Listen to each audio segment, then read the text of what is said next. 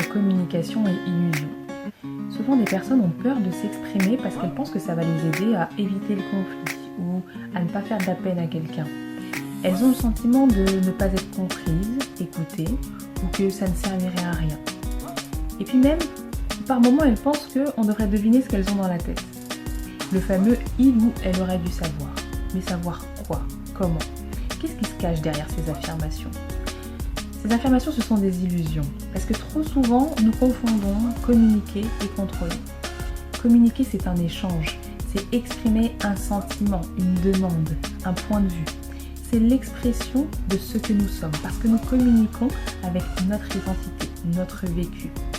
Celui qui parle doit être autant respecté que celui qui écoute dans ce qu'il est, dans ce qu'il ressent. Pour communiquer, vous devez vous préparer. Vous devez définir qui est l'autre pour vous. Un ami, un collègue, un parent, un ennemi. Pourquoi je veux lui parler? Pour le convaincre, pour m'exprimer, apprendre, l'aider, le changer? En fonction de l'objectif que vous allez vous fixer, vous aurez certaines attentes par rapport à cet échange. Alors fixez-vous des objectifs dont les résultats dépendront essentiellement de vous. Mon objectif est simplement de m'exprimer? Ok.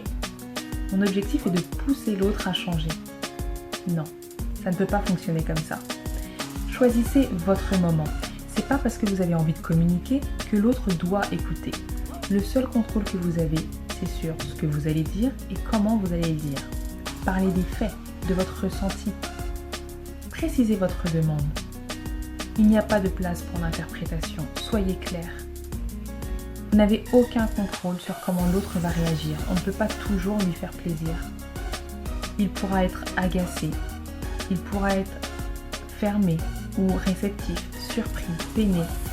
Mais ce n'est pas à vous de lui dicter ce qu'il doit ressentir ou ce qu'il doit vous répondre. L'autre a aussi des choses à dire. Écoutez-le.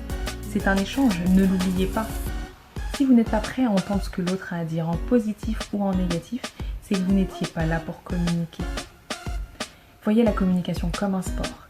Il faut s'entraîner, se mettre dans un bon état d'esprit pour atteindre son objectif. Il va falloir faire des efforts, écouter, analyser, observer. Plus vous aurez d'informations, mieux vous pourrez réagir. Faites preuve d'endurance. Ce n'est pas un sprint. Prenez le temps de comprendre qu'est-ce qui se passe pour vous, qu'est-ce qui se passe pour l'autre durant cet échange. Et profitez des bénéfices d'une bonne communication. Moins de rancœur, moins de stress, moins de non-dits, moins de frustration, plus de tranquillité d'esprit et surtout des relations plus saines avec votre entourage. Que demander de plus ?